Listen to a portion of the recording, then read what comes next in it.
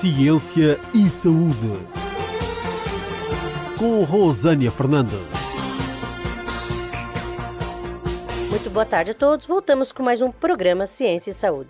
O programa Ciência e Saúde de hoje traz como convidada a doutora Sofia Santos, psicóloga clínica e voluntária coordenadora e técnica da Associação Domus Mater. É isso, doutora?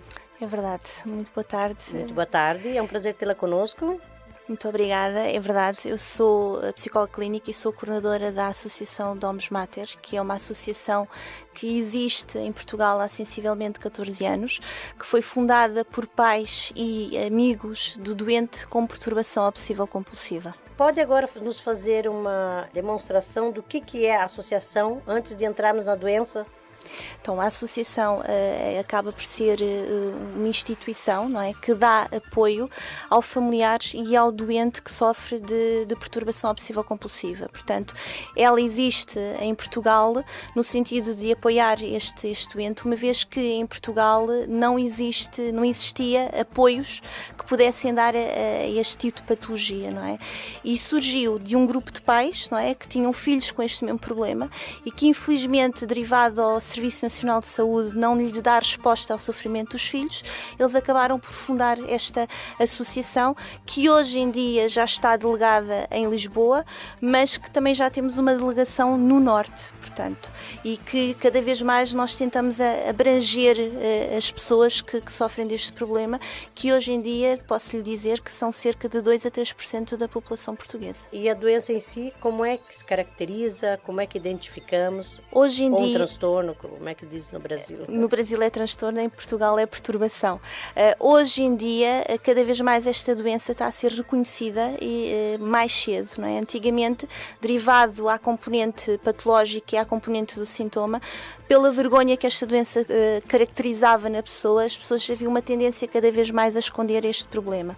Hoje em dia, pela abertura dos pais e pelo conhecimento dos pais, cada vez é mais identificado mais cedo e posso lhe dizer que hoje pode-se identificar a doença a partir dos 6, 7 anos de idade. E o que é esta doença? Esta doença é composta por duas componentes, pela componente obsessiva e pela componente compulsiva. E o que é a obsessão? A obsessão é um pensamento negativo, recorrente e sistemático que a pessoa tem, não é? E que a todo o custo se quer livrar dele e que é extremamente perturbador e ansiogénico, não é? E que lhes causa imenso sofrimento. Depois, o que é que acontece? Para compensar esta ansiedade ou este sofrimento que a pessoa tem, a pessoa acaba por desenvolver quase um mecanismo de defesa, que é um comportamento que pode ser a nível comportamental ou a nível mental, para aliviar os níveis de ansiedade. E aqui entra a compulsão. E o que é a compulsão? São rituais que a pessoa vai fazendo diariamente. Posso dar aqui alguns exemplos dos mais conhecidos, por exemplo, que está associado às verificações, à contaminação, que é as lavagens consecutivas de mãos, por exemplo, e do corpo. Há pessoas que podem demorar 5 horas a tomar banho, por exemplo, e pessoas que, por exemplo, que podem demorar 5 horas a fechar uma porta da rua, não é? E que são extremos mesmo, não é, doutora? São extremos, não é? Muito extremos. E então, utilizam este comportamento para poder, neste caso, aliviar a ansiedade que têm, não é? E que lhes causa imenso transtorno e que lhes causa imenso sofrimento, não é? Levando mesmo ao ponto da pessoa poder ficar fechada o dia todo sem conseguir sair, não é? Porquê? Porque desde que acorda até à tarefa de sair de casa pode demorar horas e horas e horas a fazer os comportamentos, não é? E esses comportamentos, eles são lúcidos? A pessoa está lúcida para os comportamentos ou eles são automáticos, doutora?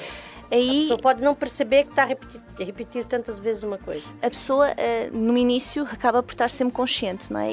E acaba por estar sempre consciente. Por isso mesmo é que a pessoa acaba por fazer com que exista uma grande vergonha, não é? E muitas vezes esta procura de ajuda, por vezes, pode ser tardia, pela própria vergonha que têm dos comportamentos que fazem, que eles sabem que são completamente anormais e que não fazem sentido estar a fazê-los, não é? Mas o que é que acontece? Depois de passado muitos anos, não é? Do facto de estarem a fazer estes comportamentos durante muito tempo e durante muitos anos, como é óbvio, há de chegar a uma altura que eles podem se tornar automáticos, não é? E acabam por repeti-los consecutivamente, mas sempre conscientes de que os estão a fazer. Mas tornam-se automáticos, não é? Quando se dão conta, podem já estar a fazer um toque associado a um pensamento mágico, portanto, a um pensamento negativo, e repeti-lo várias vezes, não é? Portanto, derivado ao facto de eles terem que o fazer durante muito tempo, podem se tornar automáticos. Mas existe sempre uma consciência consciência daquilo que estão a fazer. Portanto, é sempre algo que eles têm a noção de que não deviam estar a fazer. E por que a consciência vai buscar esse pensamento negativo? Por que decorre esse pensamento negativo na cabeça da pessoa? Deriva de quê?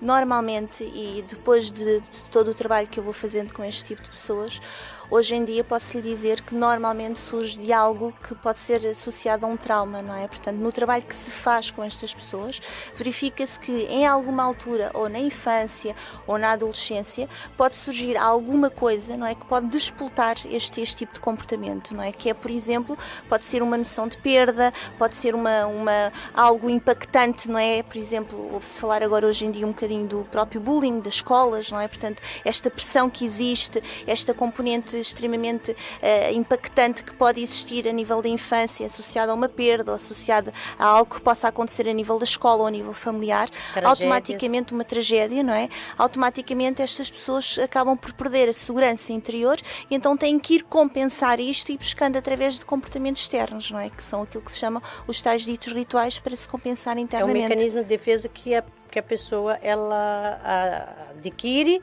para fugir daquela pressão, doutora. Para fugir do sofrimento, não é? Que tem, porque o pensamento é um sofrimento. Sem dúvida. E aquilo fica o quê? Fica ruminando.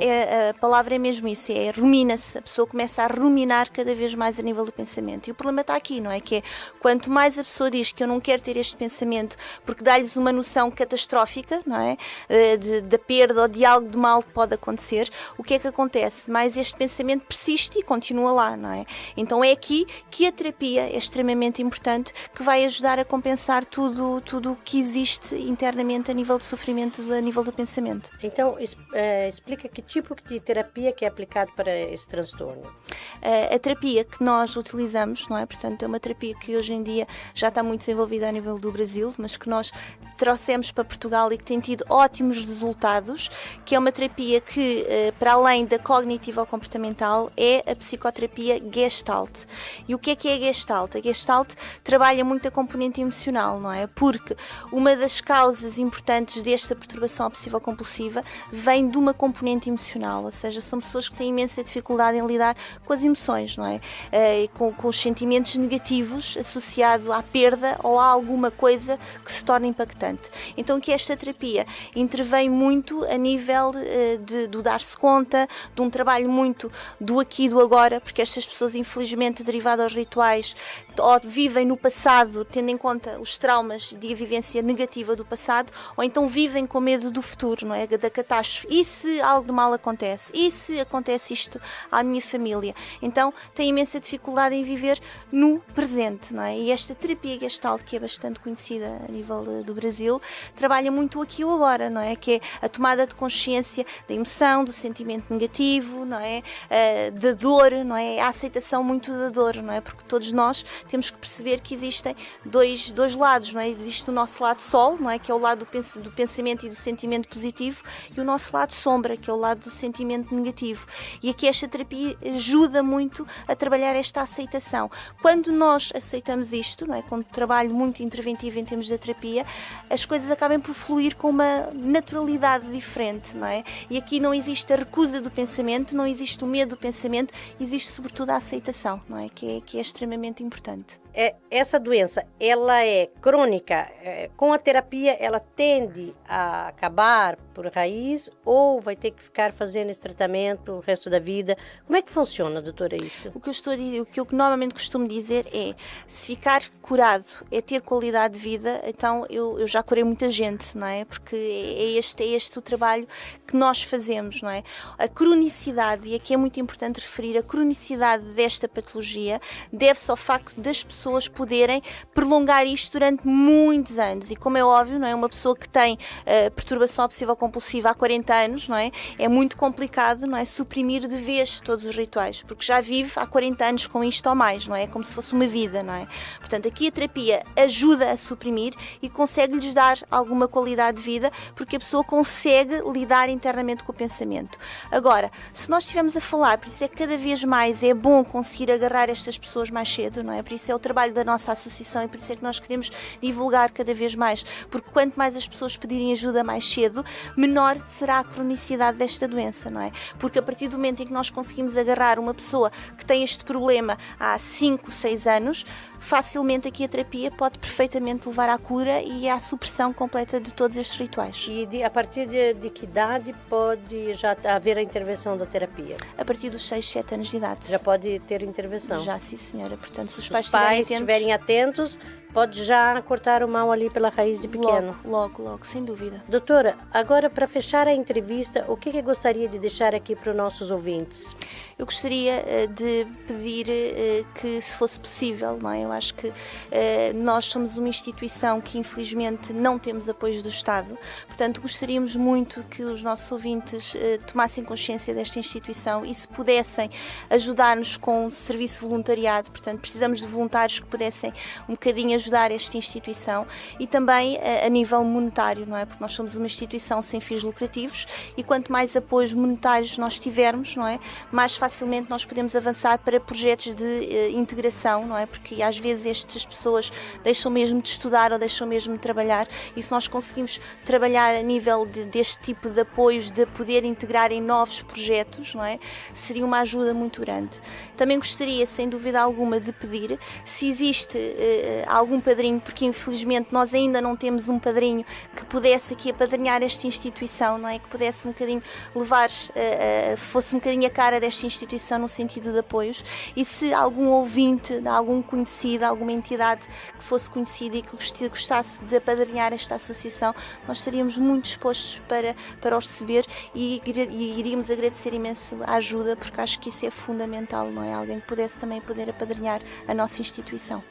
Pode deixar aqui o vosso telefone de contato, e-mail da associação, caso alguém queira entrar em contato convosco? Posso deixar, portanto, existe uma página na internet, mas posso deixar, se procurarem Domus Mater, portanto, aparece, não é, em termos da internet, a morada e o número de telefone, mas posso deixar um e-mail, portanto, se alguém precisar de contactar, que é domusmater@gmail.com. Ok, agradecemos aqui a presença da doutora Sofia no nosso programa. Até uma próxima oportunidade. Muito obrigada. O programa Ciência e Saúde tem o apoio Worldprint Artes Gráficas. Visite-nos em worldprint.pt e Neide Carvalho Cabeleireiros Estética. Neide Carvalho Cabeleireiros Estética. Atendemos homens, senhoras e crianças. Cortes, extensões, colorações, depilações, unhas de gel e gelinho e muito mais. Neide Carvalho Cabeleireiros Estética, na Rua António Maria Pais, número 22A, em frente ao antigo quartel dos bombeiros em Moscavide. Marcações 924181338 ou 916749740. Neide Carvalho Cabeleireiros Estética. Realçamos a sua beleza.